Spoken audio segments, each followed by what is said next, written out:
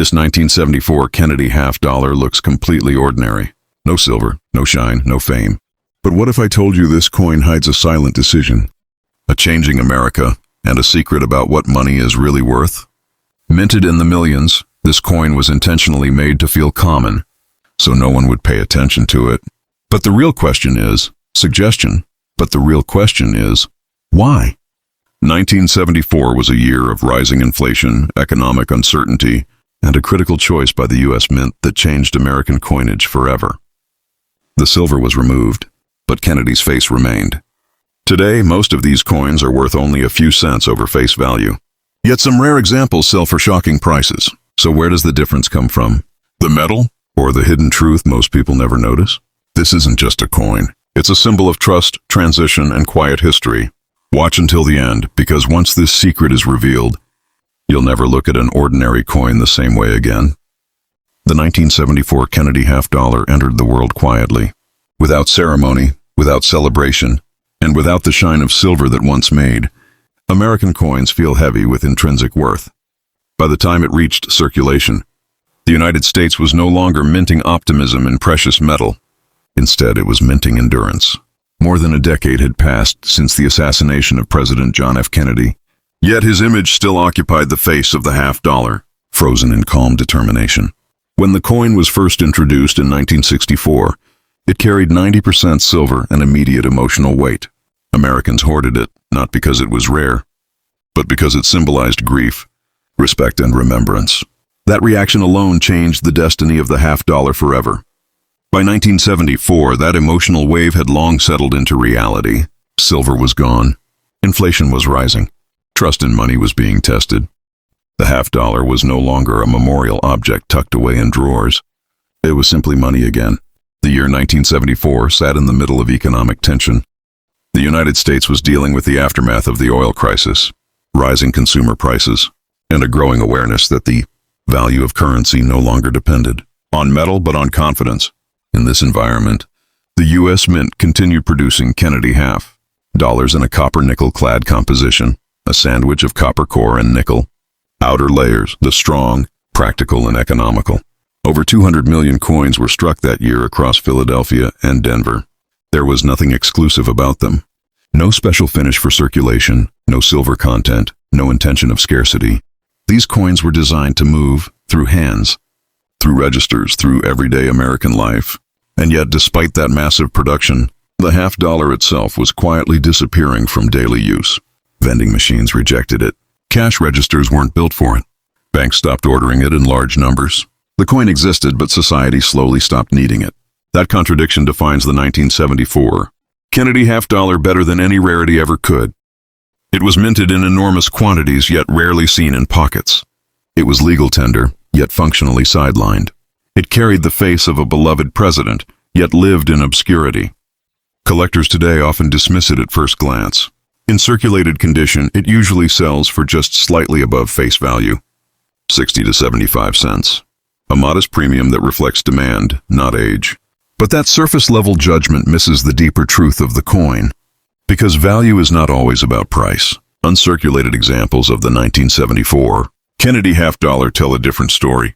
Coins preserved without wear, untouched by circulation, can command significantly higher prices depending on strike quality, luster, and eye appeal.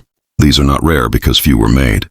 They are rare because few survived untouched. In a world that no longer paid attention to half-dollars, every mark on a circulated example is evidence of history.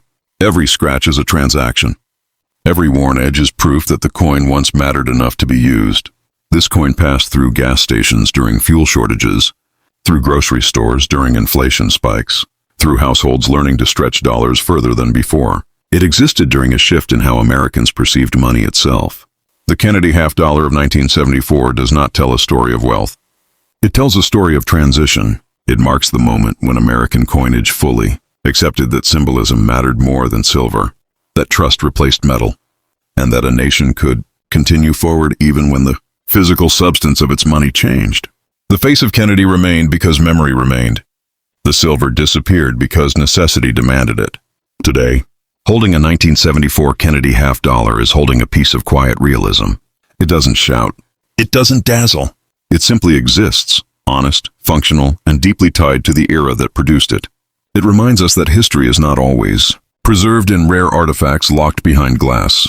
Sometimes history survives in the most common objects, the ones people overlook, spend, forget, and rediscover decades later. The 1974 Kennedy half-dollar was never meant to be legendary. And that is exactly what makes its story real. As the 1974 Kennedy half-dollar continued its quiet existence, it became part of an invisible chapter of American life. A chapter rarely taught, rarely displayed, yet deeply lived. This was the era when money stopped feeling permanent and began feeling temporary.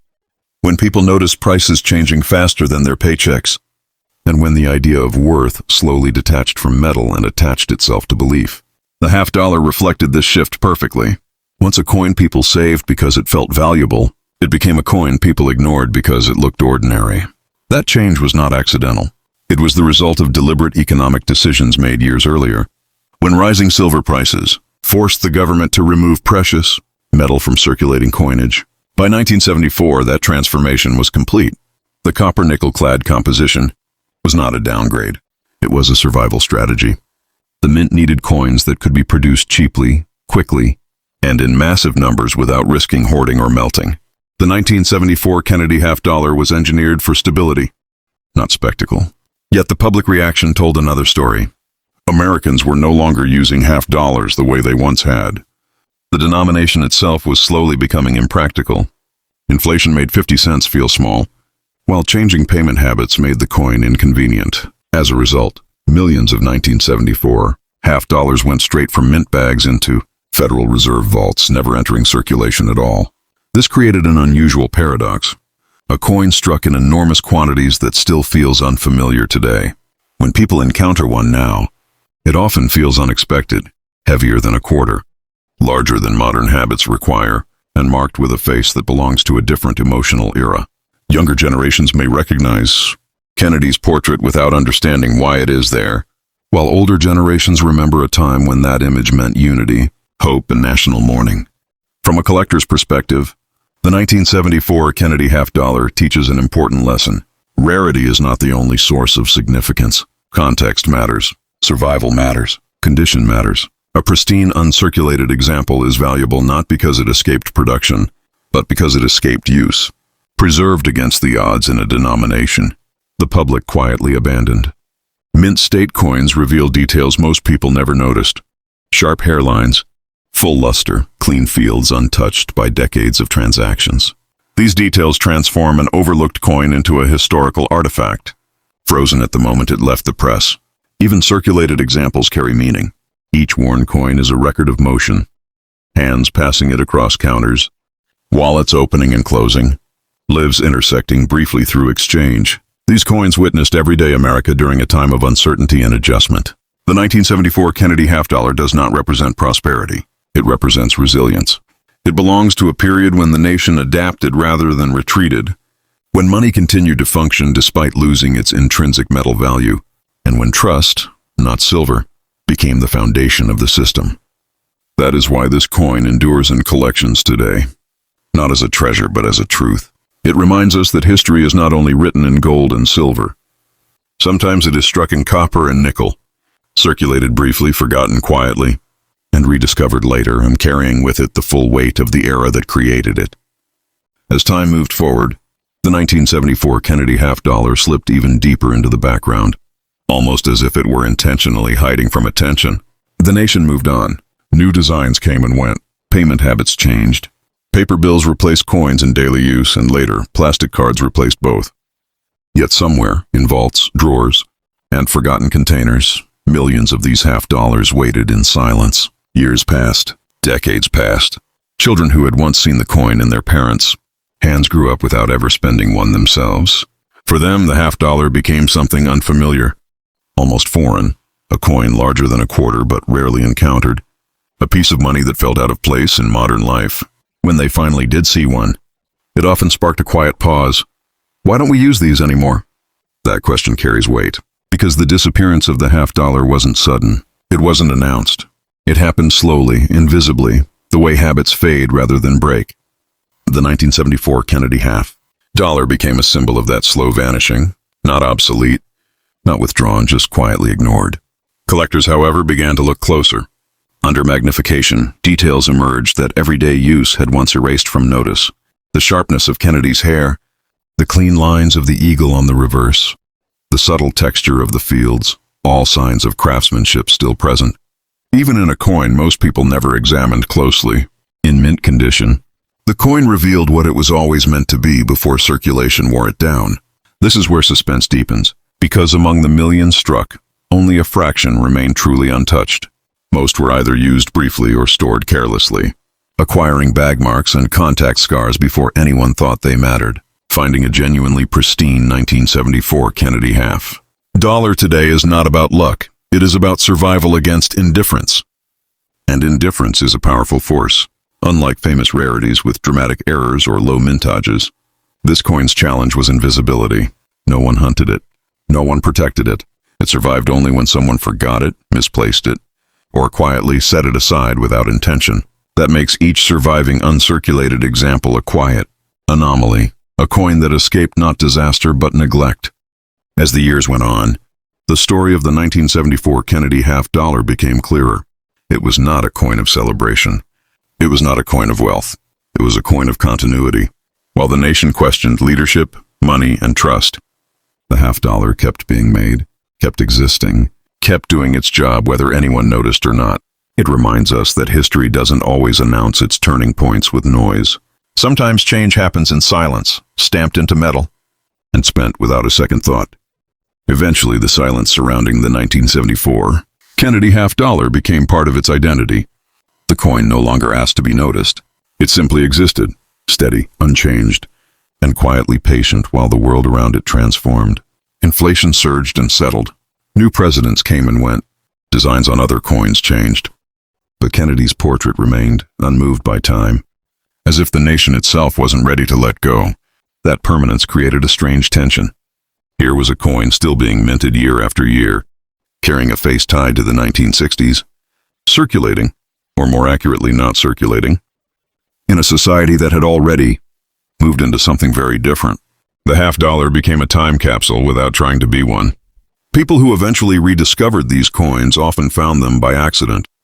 A box in an attic, a roll in a forgotten drawer, a sealed bag inherited without explanation.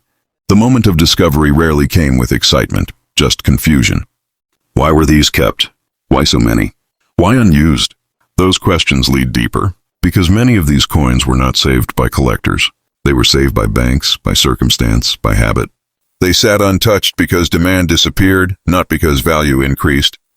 And in that stillness, they preserved the exact moment they were created. A 1974 Kennedy half dollar in mint condition is not just unworn, it is uninterrupted. It never fulfilled the role it was designed for. It never exchanged hands. It never reflected changing prices or daily transactions. It exists in a state of suspended purpose. That alone gives it a quiet gravity. For collectors who understand this, the coin represents something rare in modern history.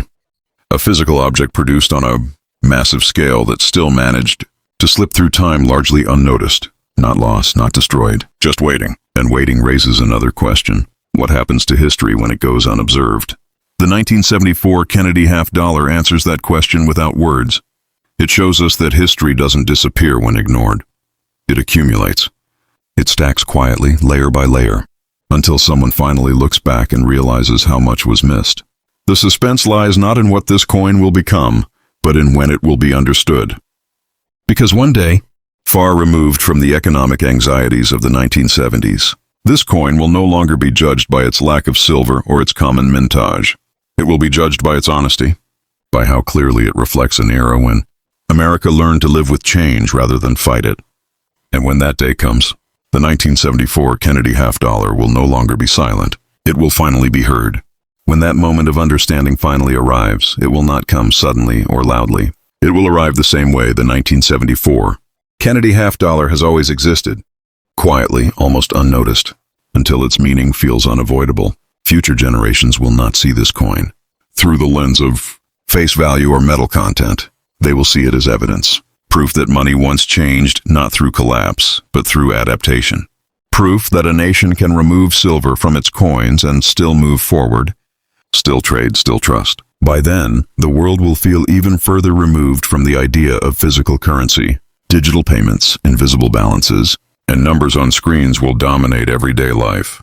Against that backdrop, a heavy copper-nickel half-dollar will feel strangely real. Something you can hold, weigh, and hear when it hits a table. And that sound will matter, because it will remind people that money once carried presence, that it once had edges, texture, resistance. The 1974 Kennedy half-dollar will stand as a bridge between tangible and intangible value, between a time when metal mattered and a time when belief mattered more. The suspense deepens here, not about the past, but about relevance. Will people recognize what this coin represents before all context fades? Will they understand why Kennedy's face endured even when silver did not? Or will the meaning be lost, leaving only a large, unfamiliar coin with no obvious purpose? History suggests the answer lies with those willing to look closer.